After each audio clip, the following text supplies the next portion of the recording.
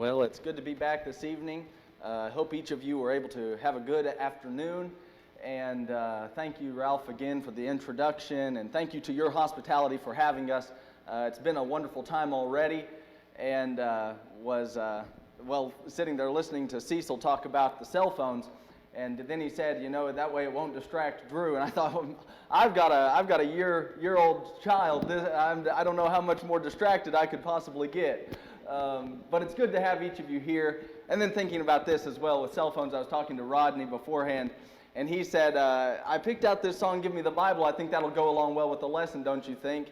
I think that's true. I think that's definitely true. A couple of weeks ago, I was down in this place in Texas, San Antonio, and we were down there for a youth retreat. And one of the fellas came up and he said, hey, I'm leading songs for a Sunday morning. And he said, we typically have something that goes along with the lesson. I didn't know maybe if you had a song you wanted us to sing that might go real well with the lesson.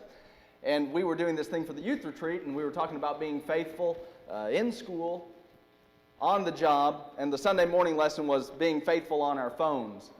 And I said, well, that's an odd one, isn't it? I said, how about a couple of verses of Jesus is tenderly calling?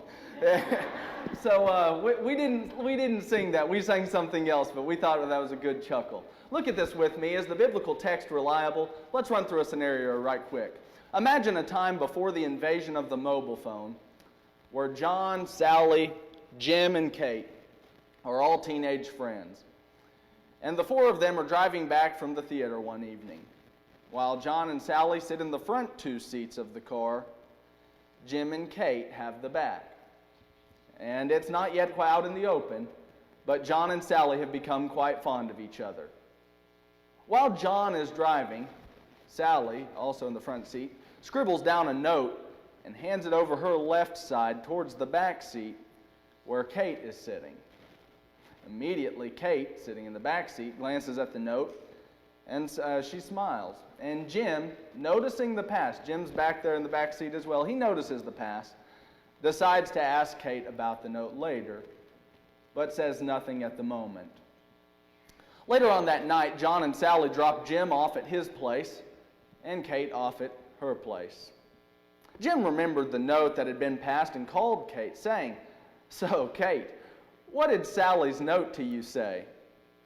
Kate replied, "Oh, it was nothing that you'll find interesting, really, only that Sally is sweet on John." Jim laughed, even made a little bit of a note on his pad, jotting down, "Sally likes John." After a little more chatter, Jim assured Kate that he'd see her tomorrow at school. First thing the next morning, seeing John in the hall, Jim ran over and handed his note from his pad to John and said, "Did you see Sally pass that note to Kate last night in the car?" John hadn't noticed a thing. He cried, "What note?" And Jim laughed and said, "Don't worry, here it is. I talked to Kate and wrote down what she told me that it said." John glanced at the note. "Sally likes John." And his heart leaped. Was that true? Did she really feel the same way about him as he did about her?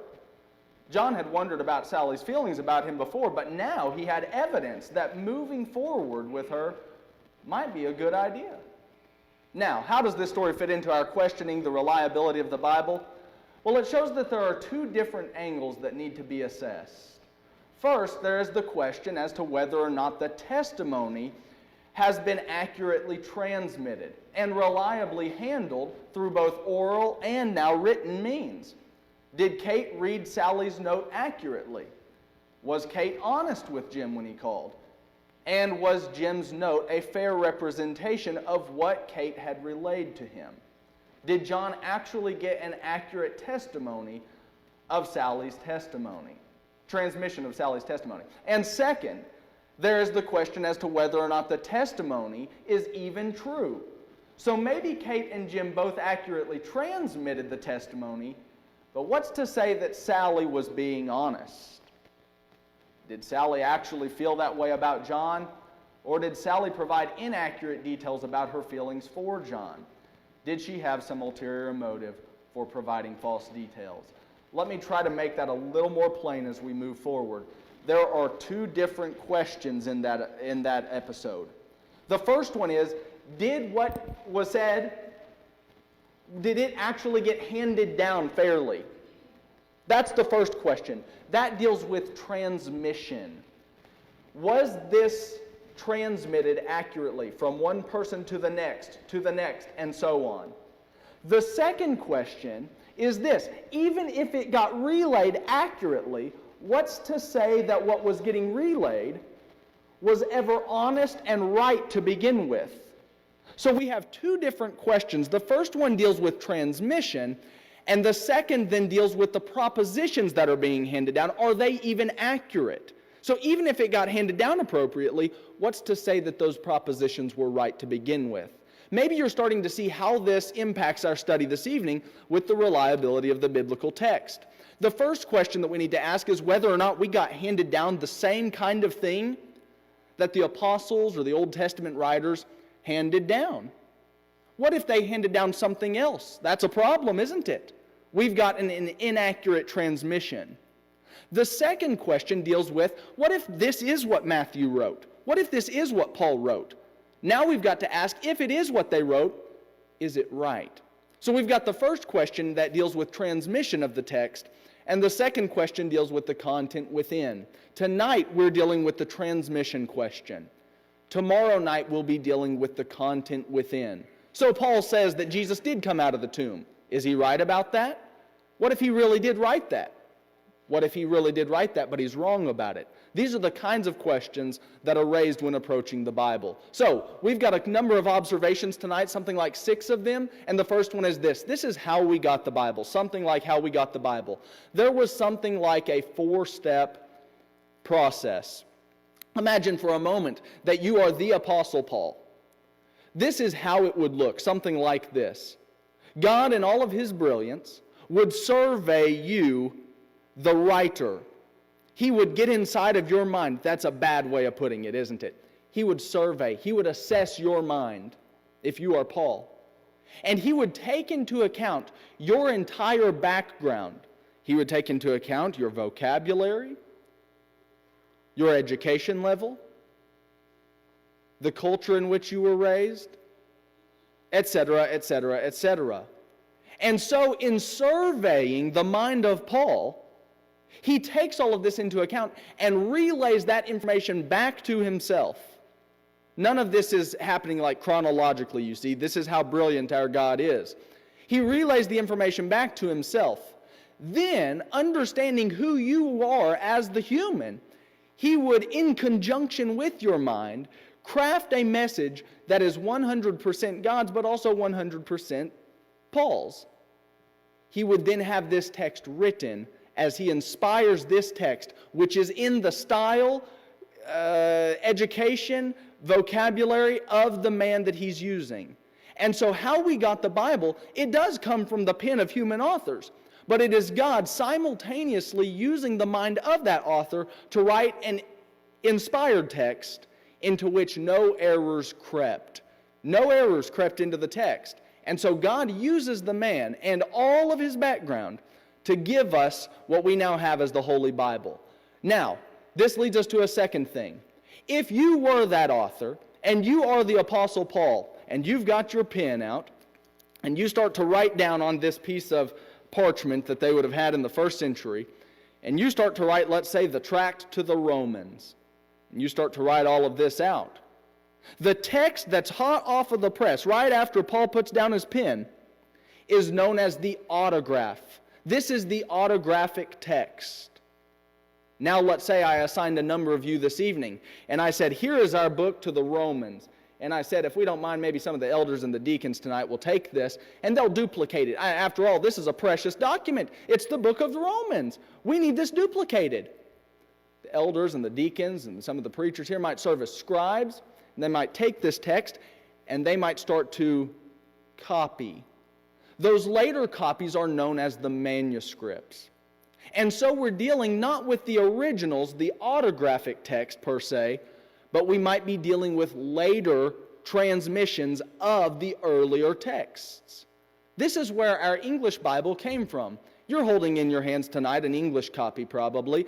Maybe it's the King James Version. Maybe it's the New King James Version. Maybe it's the ESV, the NASB, the NIV. I don't know what you use. But it stems from an earlier copy, which came from an earlier copy, which came from an earlier copy, which came from, at some point we get back to the original text, which came from the apostles or some of the Old Testament writers. Now let's see if we can't make some sense out of this and why we should believe then that the text we now possess is truly faithful to the originals. Let's see if we can establish that this evening. For mass production, these texts are known as circular letters. The process I've just described to you is not foreign to the biblical text. In fact, if you take a look at Colossians 4:16, I'll bypass the 1 Corinthians 16 text. Let's take a look at Colossians chapter 4 and verse 16.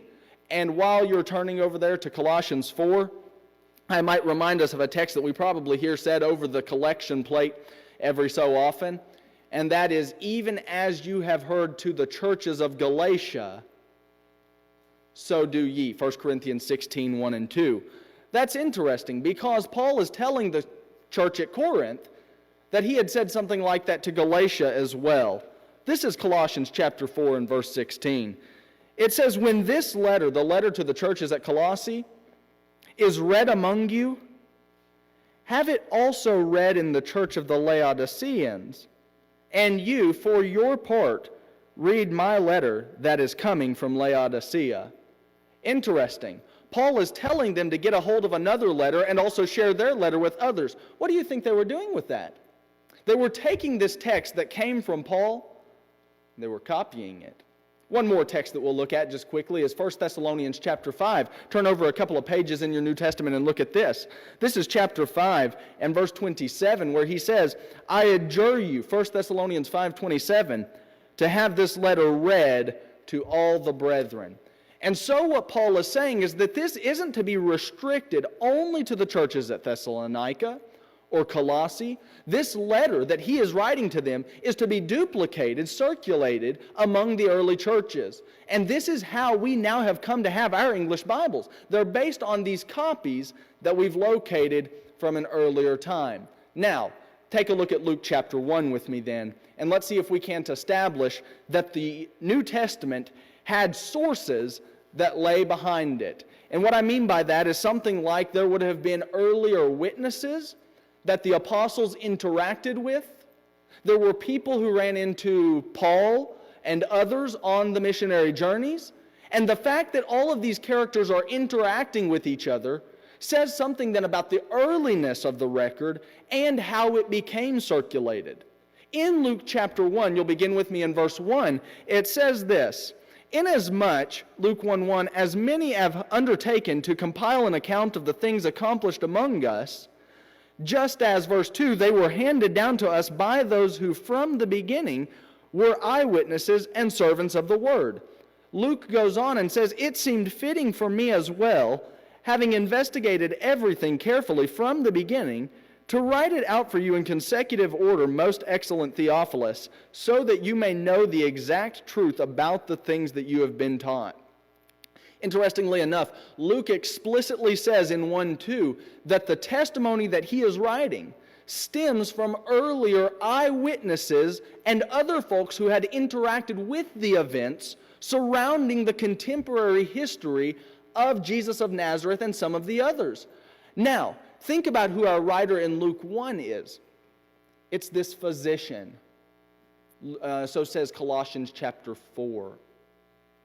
And Dr. Luke had an interesting past. Look at some of the things I've got listed for us on the slide. The first one is that he was interacting with the elders at Antioch. Acts chapter 11. You see him showing up in Acts chapter 11.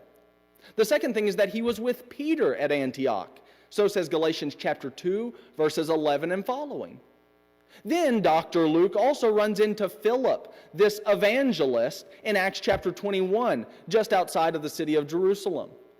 And then, interestingly enough, Luke also runs into Paul and spends a latter part of Paul's life with him, and also spends time, so says Philippians 4 and another text in the New Testament, with John Mark, the writer of our Gospel of Mark. Does that strike you as compelling in any way? It certainly does me, and let me explain why. Here is Luke, who spends time with Paul. How many of you think that Paul and Luke, these two giants behind the faith, merely spent the night talking about what they were going to have the next day for breakfast. No. Luke says that he had investigated. Look at this again if you're still in Luke 1. This is Luke 1:2. They were handed down to us by eyewitnesses and servants of the word. And Luke says in 1:3 it was fitting for him, having investigated all of this, to write out the events about Christ. Luke is a writer, and he's interacted with some of the major heroes of our faith. What kind of account do you think he's writing? One that is very early, and it definitely revolves around the events that circulated around Paul and John Mark and some of the others. Now we need to move into a second observation here relating to these manuscripts. If this were the original text, and we duplicated this a number of times over, and let's say that we had 10 copies tonight, you see how we've now taken the original, and the copies now, if faithful to the original, are equally as binding as the original copy, if they're faithful copies. Interestingly enough, the number of the manuscripts that we have now found archaeologically is somewhere around 6,000 Greek texts, 8,000 Latin copies, and those figures aren't even including the copies made by the church fathers. So if you were to read some of those early Christians, first century Christians who lived right there with Peter and Paul and the rest of them, even they start to write texts in the same way that if somebody were to find maybe a bulletin here at Greenville, it might be loaded with scriptures. They're copies of scriptures, but they're not necessarily trying to rewrite the text, but it does include scriptures, you see. We have found archaeologically a number of manuscripts. So the going rate is something like 6,000 Greek copies, early copies. What does that say about the strength of the manuscripts? They are many. They are many. And I'll make that as an argument here in just a moment when we blend it with another point. The third thing we need to observe is the earliness of the manuscripts. One might think this. Imagine if I told you this is the copy, this is the original to the Romans, and we don't have it anymore, but what we have is 6,000 copies. How would that make you feel? You'd say that's pretty good. But what if I told you all 6,000 of them came from the year 2020? Well, with all the other calamities we experienced in 2020, we'd really doubt it, wouldn't we? We'd say, no, this is junk. We're not going to take this. If all of the copies are late, why would we put faith in such a text? All of this could be fictitious. None of this could be good, you see. There's 2,000 years in between the events of Christ and our copies. That wouldn't be compelling. The fact of the matter is the texts that lie behind our English copies of the Bible are very early. Very early. Let me demonstrate that to you. Dan Wallace, who is an individual who studies this sort of thing, he's a professor, a scholar down in Texas, said we have today as many as a dozen manuscripts from the 2nd century, 64 manuscripts from the 3rd, and 48 from the 4th. That's a total of 124 manuscripts within 300 years of the composition of the New Testament. Now, most of these are fragmentary, but collectively, if we were to take all of those and combine them, he says this, the whole New Testament is found in them. So it's early. The entire New Testament has early testimony, contemporary, almost contemporary to the life of Christ. Skeptics repeatedly note that the vast majority of New Testament manuscripts come from at least 800 years after the completion of the New Testament. The implication that they draw from this is that none of those manuscripts are trustworthy. They try to say, well, the majority of the manuscripts are late, so we should just throw those out, they say. But catch this, he goes on. The New Testament is in no better shape, that's what they're saying, than any other ancient literature.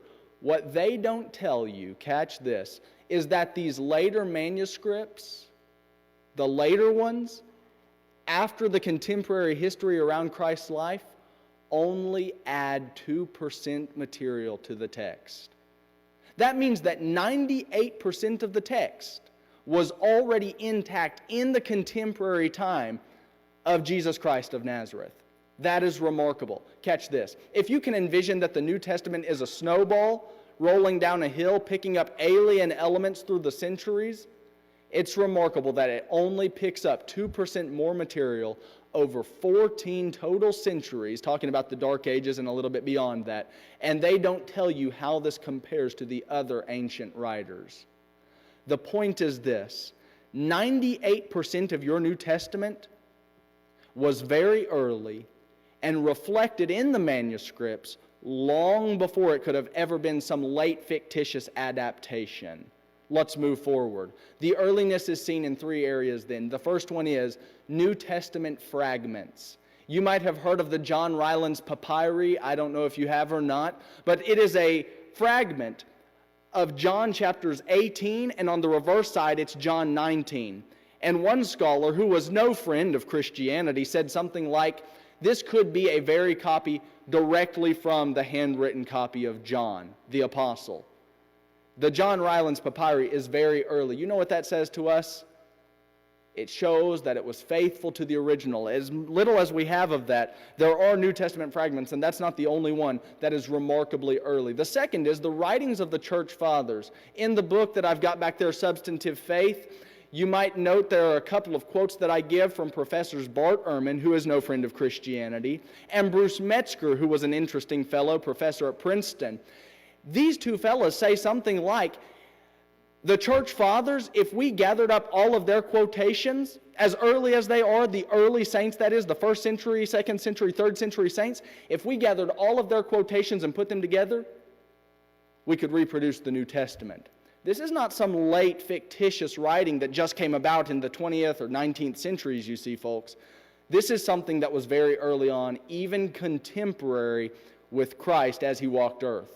And then number 3, we talked a little bit about this. There were sources that lay behind your Bible. There are sources. Where do you think Luke got his material from? He says he investigated eyewitnesses and servants who were living in that time, and therefore they were verifiable. Imagine if I told you of some historical event, and I told you, well, let me tell you, George Washington never actually existed. How are you going to go at that? You may say, well, I don't even care. Well, this is the Bible, so we ought to care. How would you go at this? If somebody says George Washington never even existed. Well, I suppose that's real cute, seeing that George Washington lived about 200 years ago. We can't even investigate people who might have walked with him unless we've got historical records. Luke is writing all of this in a time where you could verify. You could talk to the eyewitnesses. You could investigate. That is remarkable. And so I'll make a point tomorrow night that there are religions in this world who draw up fictitious historical narratives. The Mormons do it. In some cases, the Islamic community does it. And the interesting thing about that is we've got later historical narratives that can't even be verified with people beforehand. You ever heard of the Nephites? The Lamanites? These are people that the Mormons tell us exist, but we can't get anybody to verify that they were actually contemporary history. The fact that the Bible speaks, Luke writes all of this in the contemporary time frame, is remarkable. It's almost as if Luke and Paul and some of the others were saying, check me on this, see if I'm not right. Number 4, let's see if we can't blend these two arguments then. We've talked about the number of the manuscripts, and we've talked about now the earliness of the manuscripts. Tomorrow night, and the nights following, we'll have a whole lot more Bible in our lessons. But tonight I'm needing to tell you that what we're going to reference in the rest of our meeting is truly from God. It's been transmitted accurately. So tonight, the rest of the lesson doesn't have a whole lot of Bible in it, but we're making good arguments for the credibility of the Bible. Number 1, the earliness and the number when blended prevents us from two things. Number 1, from singular edits. How many Greek manuscripts did we say that there were? About 6,000? About 6,000 Greek texts? Imagine if one of us decided, I've got an idea. Let's fudge New Testament Christianity just a touch. Let's make an edit to all of this Bible stuff. And let's write in here, you don't have to be baptized to be saved.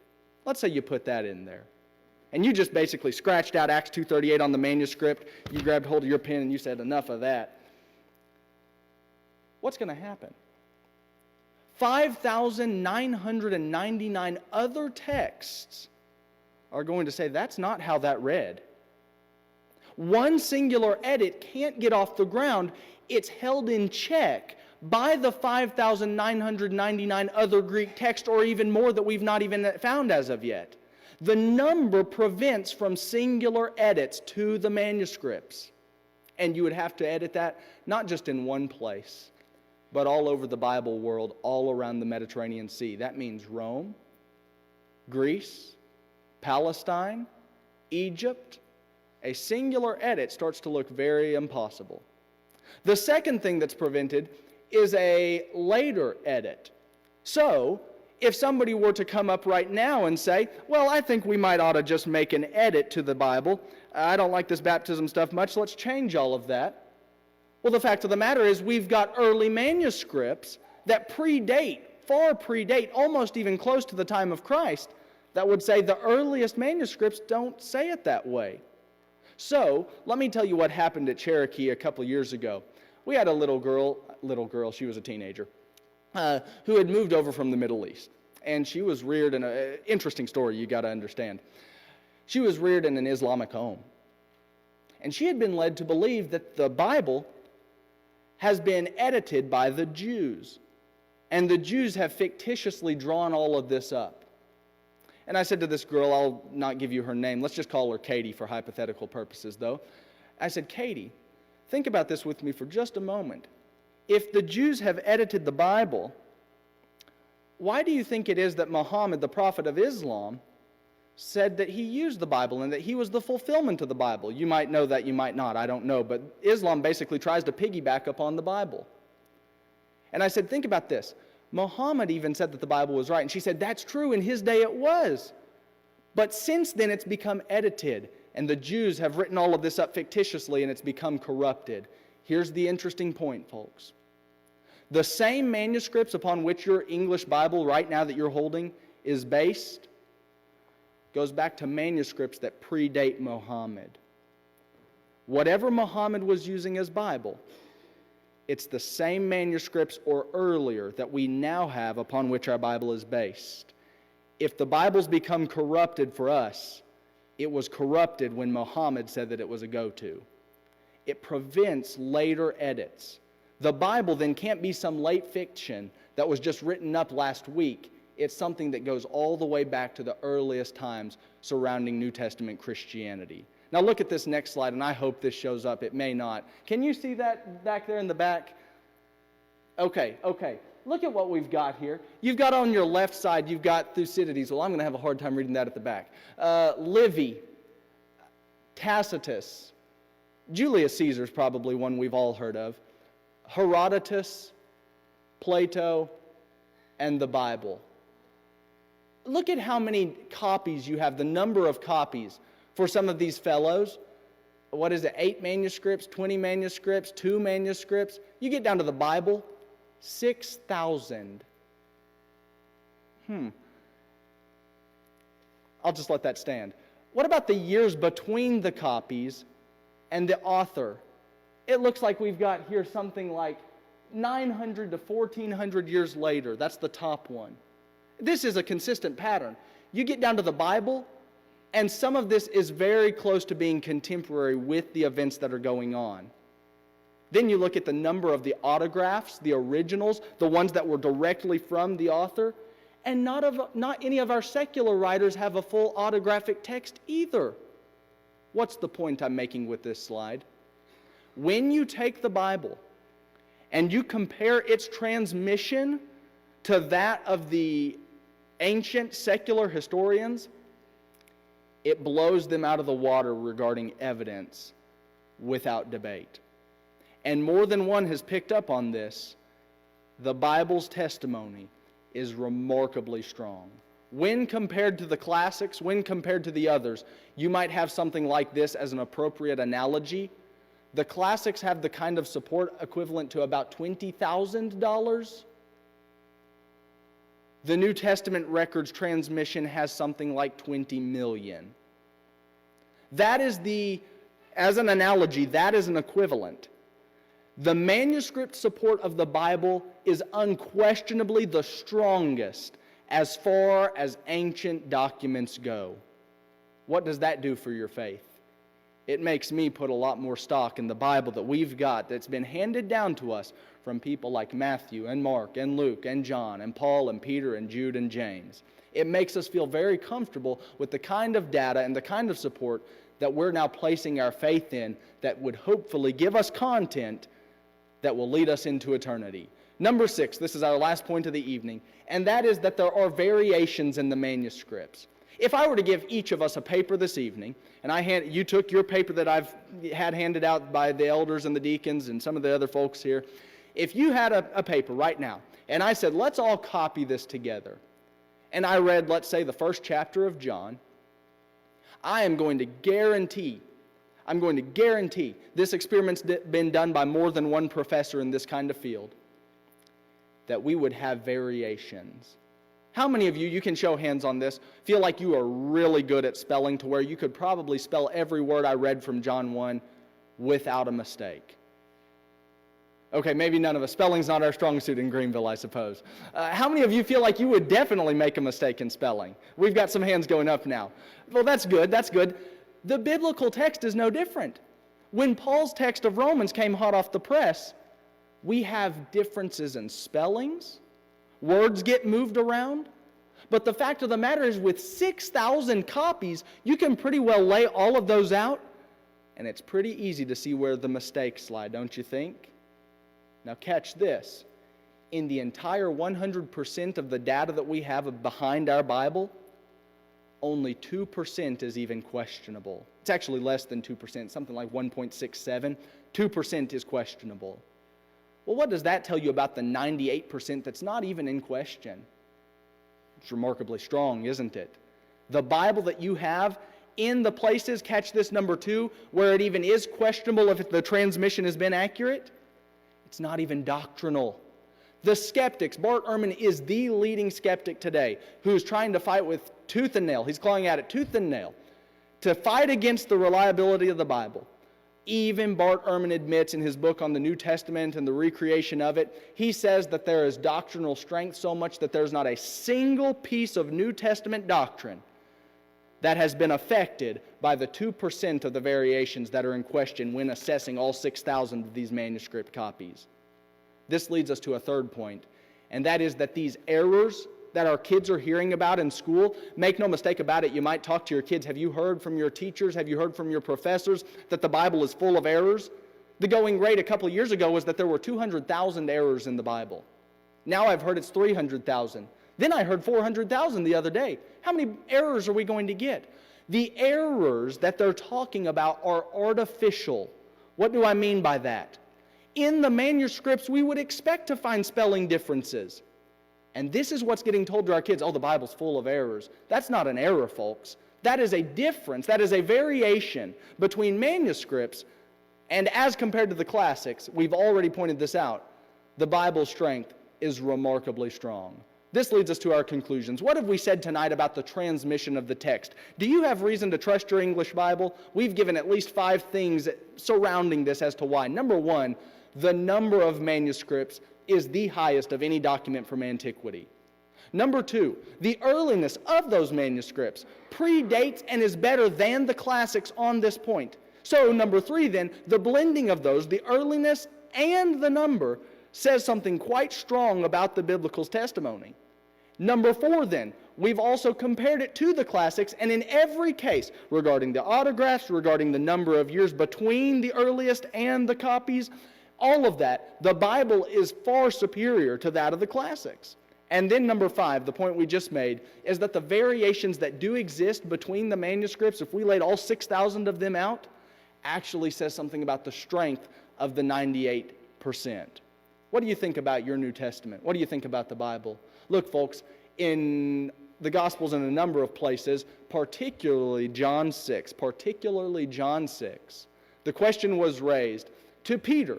Upon making some of the Jews mad, Jesus said it this way to the disciples. He said it to Peter. He said, "Will you also go away?" And in John 6, 67 and 68, Peter responded with something like this. Lord, who are we going to go to? It's you that has the words of eternal life. Folks, you take away the credibility of the Bible, the question we're still raising is, to whom shall we go? It's the Bible that has the words of eternal life. Have you put your faith in Christ as the only begotten Son of God, John 3:16, as the Savior who busted forth from the grave on the third day? Have you confessed His name, Romans 10:9 and 10? Have you turned away from a wicked way of life, Acts 17:30 and 31? Have you been baptized in His name for the remission of sins, Acts 2:38? If you're not a child of God, claim Christ as Lord this evening. Put Him on in the watery grave of baptism, having believed in Him and having confessed His great name.